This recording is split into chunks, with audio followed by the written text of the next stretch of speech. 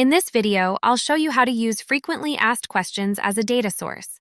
AI Assist technology generates a response to a query or statement based on your given data.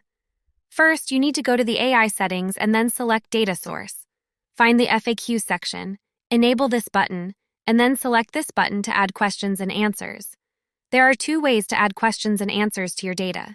The first option is to enter the questions and answers manually.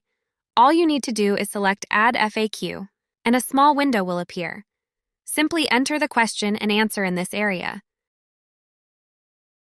To add another set of questions and answers, just click the Add button and enter another question and answer.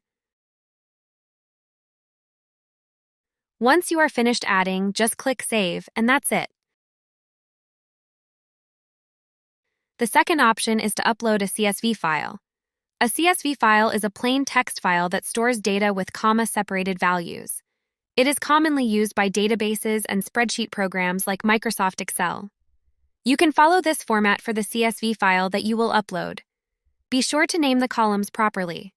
Once you are done editing, select the Add FAQ button, choose Import CSV, and select the file you created.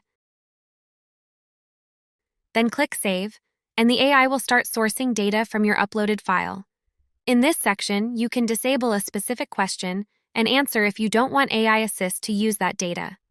Now let's try if the AI responds according to the data we provided. As you can see, AI is using our data to respond to the inquiry of the customer.